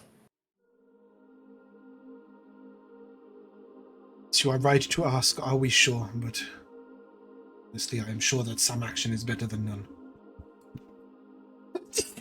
Oh, I tried to mute and failed miserably. Sorry. I suppose even if the old plans weren't the best for this new place, they could at least take a look at them and say we could adapt that or slightly tweak Indeed. that. At least gives them something to work with, I suppose. I think more than anything, it would give them the confidence to know that the founders back then were just as lost. They made choices, mistakes, and a beautiful thing was made of it. What dangers await us there? The creatures that have moved there now are called the Rogue. They are two-headed giants. They are very stupid, but very strong. The only way I have of showing you one of these is this. Oh, there he is. Oh no. They have 4 arms and 2 heads and do a lot of damage, but they are not. Can they be We reasoned with? No. we encountered one at some point, right? I think Another we campaign. I feel like No, I Is it have another seen campaign? You have before. seen them in this campaign, but not fought them. Right. No, not fought. Not sorry. Yeah. You have Seen had an them. encounter with one of them. It was you first of Like all you a- saw them in Old Sheveth when you were walking in the ruins. Yeah, but like But from very secondly, far you've away. also seen a brogue in battle. I think when you saw Or, a like, kerfuffle going on, Yeah, and then there was a like brogue it was involved. post the storm, and then like it sort of like looked at us, and we like looked at it, and it Yeah, decided exactly. it didn't want that. It didn't want all that smoke, so then it left. You'd know that in a battle with 1 or 2, you'd be fine. But if they're roaming about the ruins, he will say they are easily distracted and snuck past. Okay. Just forgot something. Let me just oh dear, here it comes. I forgot to be picking these out. Is that the only danger? the journey is? Okay. Okay, it's just those 2. I didn't give Well, you it a bunch seems of like this quests is to do. something we could definitely help with. Would you agree, Tala? I think it sounds like a good starting point. Let's go tell the others. Yes. Thank you for your time, Miss Tala, Miss Celeste Dawnstar. You are most appreciated. Thank you. I'm sure. It's not an easy task that you have. He doesn't. I think- You can tell by that he doesn't mean going to Old Sheveth, but the whole new Sheveth thing. Yeah. Yeah, he's like, I've seen the markers. I know what you've got in store for you. And as you guys head back, you will find Kazir in conversation with the other 3. We will resume there. You were speaking of driving livestock into the road last time we spoke and building a moat. But also he was speaking to you of the need to get walls built and of Malzad's knowledge. Yeah, Celeste and Tala will arrive together. Sort of look. Tala. Celeste. Hello. Pleasure. Greetings. Kazir, we met yesterday. Yes, I remember. Well, you have met many people. We were just discussing with Kazir here the defenses of the town mostly. Duncan's quite keen to get something built or a bit more protected, so. Well, the general consensus seems to be that walls are what is necessary. I'm glad you got a walls will be good. consensus. Walls will be good. Yeah, walls will be good.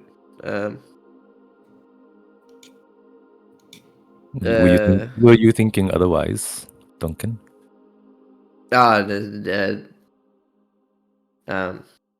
You know, it doesn't matter too much.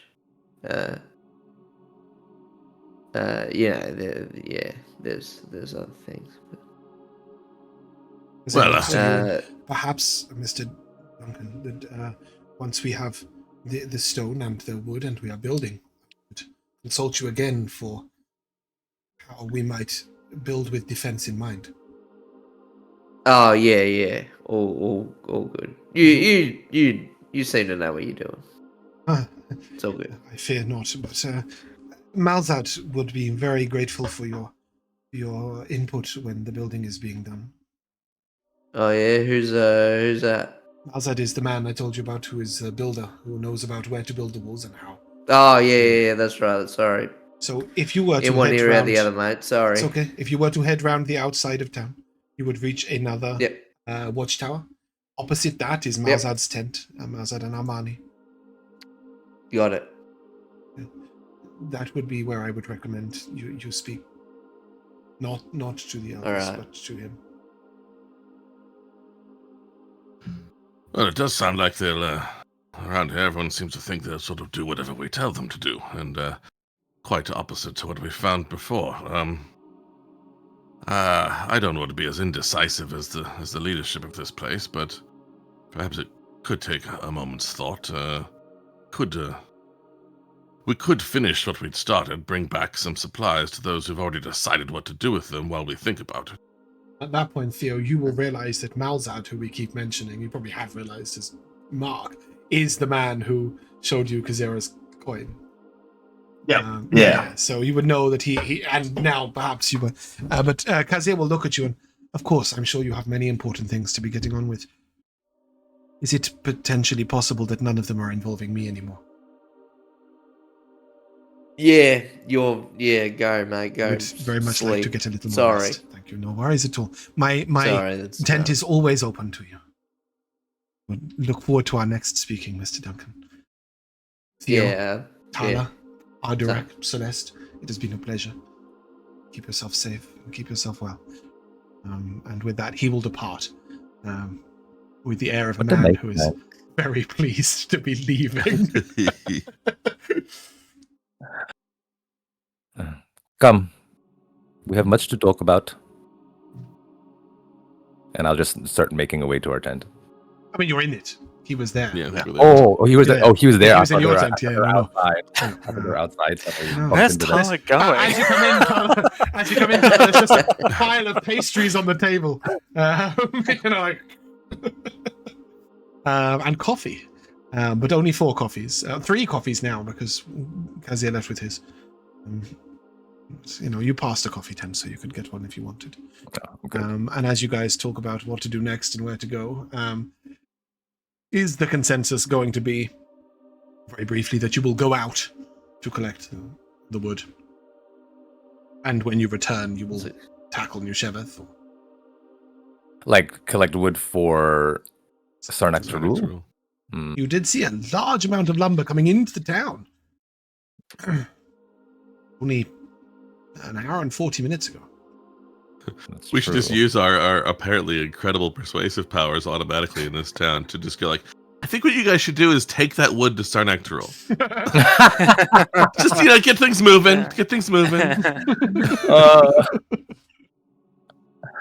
Well, I mean, so Tala would explain to or express to everyone what she learned, and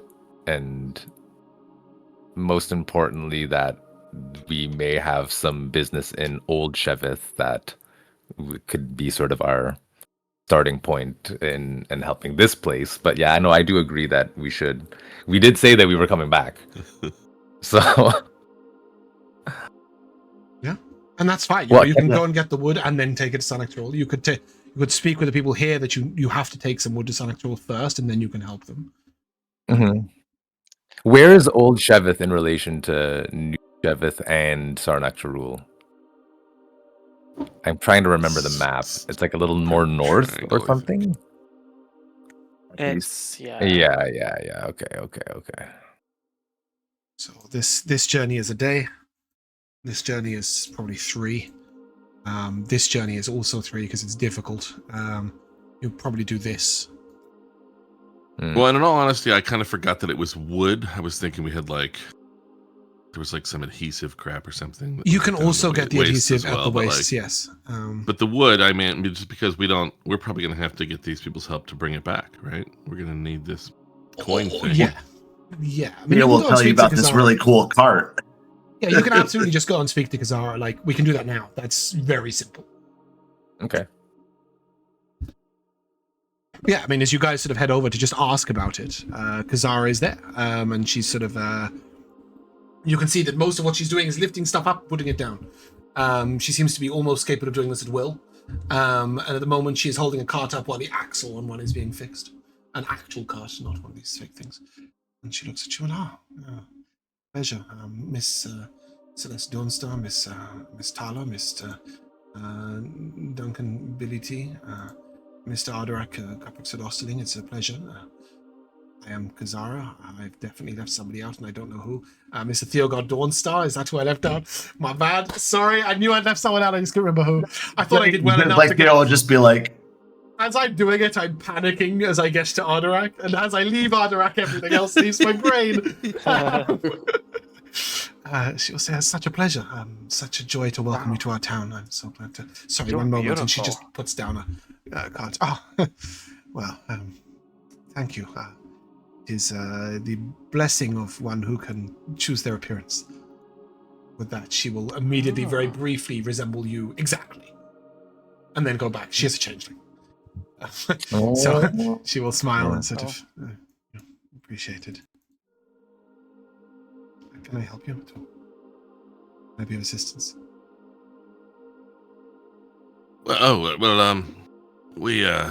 We still have some business back at Artillerist, sort of sister town over there, and they need some wood, and we seem to be able to acquire it in this neighborhood, but not carry it back.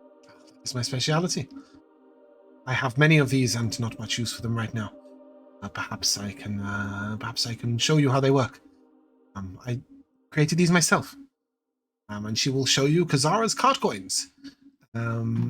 These are quite simply little wooden coins that cast a 10-foot floating disc. The weight is also doubled, or tripled. I think it is actually tripled that you can put on them. So I think it's 1,500 pounds. She will say, made quite a lot of them back in Old Sheveth, and as I say, very few of them are being used, so 3 might be sufficient for you. Even the one, I think, is more than we were hoping for. It's something I have a lot of, and I do not need a lot of. She will say, if I needed, I could always make some more. I wasn't spending so much of my day summoning food. Regardless, so here you go. I'm a little bit of pride in my work. The command word is Kazara. You must be holding the coin with your thumb on it like this when you do it. And it will, as you see, like this. Load it up. If it sinks, you know you have put too much on it, take something off. When you start to walk while holding the coin, it will follow you. Oh, very good, thank you. It's especially useful in the desert when it's not always easy to, with the soft sand and the rocks, and you know how it is. Is there not anything, well, I mean, obviously long-term, many things, but something direct we could do in exchange for this? Help you out I'm in hesitant to return. ask of you such a thing.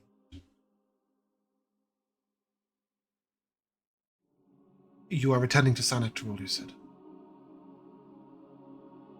I think we shall, at least once in the short term.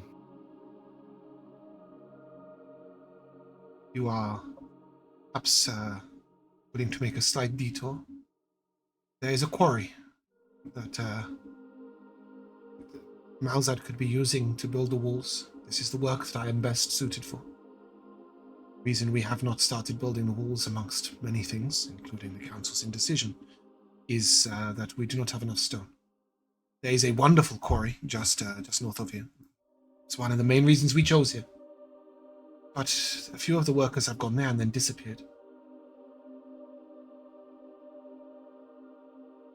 Not be spared to look into it. Much of the food that the town is eating is provided by myself.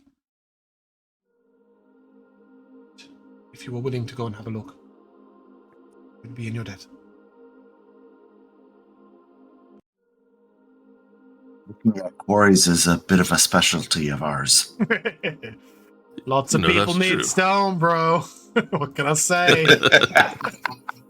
They're trying to build a town. This quest is going to be all the way over here by Malzad, but it's called Stone for the Future. And she will say this would be the best thing you could do for me. But there is no immediate. If you must return to Sanaktrul and fulfill your obligations there, I understand. Perhaps on your way back. Yes, perhaps better when we're not carrying. Well, no, we won't be doing the carrying. but Disappear still with the looking wood after. as well would be highly inconvenient for both you and Sanaktrul. It is true. Indeed. Oh, then. Perhaps you will stay a day or two in our town first, before heading out on this mission. It is. Oh, that sounds lovely. To you, but if you have the time, I would suggest speaking to Zayla. A little fondness comes onto her face. She is. She lives next door. She Where is. were the beautiful women taken? She. By each other. Yeah, By each other. yeah. Formerly. She smiles, and Zayla and I, perhaps not so taken anymore. She looks very sad. Or perhaps. Oh, Celeste wouldn't have said that out loud. Oh, okay. Never mind. Right. No. Okay. Absolutely not. Okay, take that back. Rewind. She will say Zayla. She is staying adjoining tent. She is the head scout around here. She could perhaps advise you of the dangers of the road. You should talk to her next week. And we will immediately cut to the timeless tradition of NPCs. Of My MVPs! goodness. Well, her. Oh no, we all have to pick our favorite NPC. That's the only allowed MVP for the day. Well, I'll show you Zayla. She's pretty, but not quite the changeling beauty of Kazara. And we will go in the order of strange morning operations in reverse. So we will start with Rico. Oh, was I last? I guess I was last. Actually. Technically, because two of them got put on hold. What was my MVP? I think actually, well, I mean, for Tala for sure is meeting someone, another priest of the constellation. That was unexpected and very cool to see here in this random small town in the Savage West. Yeah, I was really looking forward to you meeting him and seeing how the two of you get on. Yeah, and I did like that sort of intro of him speaking to the kids and telling the story of Cygnus and Norma and Tucana. Yeah, it was very. I guess because I had spent so much time reading through the pantheons and it's the constellations. It's like, oh, yeah, that's for a reason. Like, I fucking know the story actually. Yeah, as does your character, so it's pleasing. Josh. Yeah, I really liked everyone's little mini, adventures out in the town. And I think props to you, James, for doing a really good job of letting us loose and then tying us back together pretty cohesively. Yeah. But yeah, it was as soon as you went out. I've just realised that you did actually go out first. But as soon as you went out to play with the kids, I suddenly realised that today's episode shouldn't be about collecting wood, but should instead be about arriving at a new place. I sort of hadn't configured that. Of course, you're not just going to walk back out the other gate, right? You are at least going to say, "Hello, we're here, but we're going there." And yeah, I knew that's a moment I'll change the title in retrospect. Joe. Well, I would give a general note first, just to. I mean, it's relatively. Oh, maybe it's not so obvious, but it seems sort of obvious to me. But the taking us from the sort of juxtaposition, right, of the town where like they have extremely strong views about what to do that we think are terrible. To a town where they just can't decide what to do at all.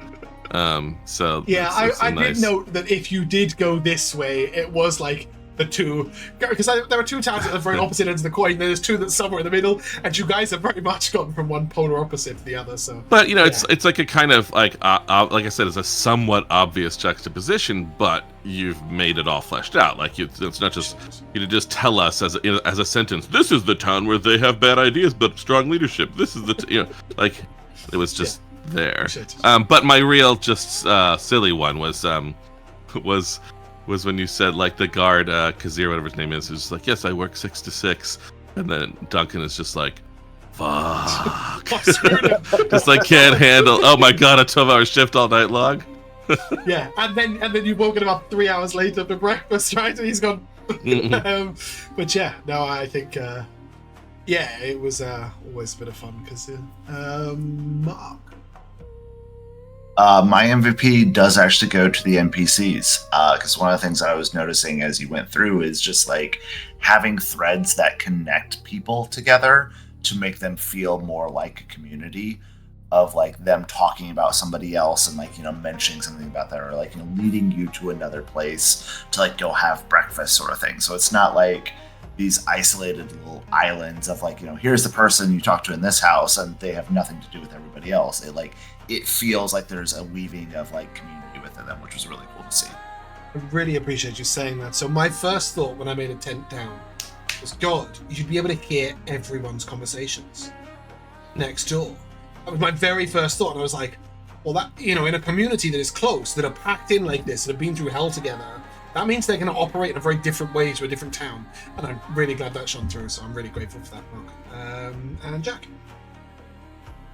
Of course, I want to say props to Mark and fucking Joe to be like, you know, just go along with my stupid shit. That's great. But the real MVP is gonna go to the fact that you've made this moneyless caste-based society, which is really interesting to me, and how that operates, and I'd love to know more. And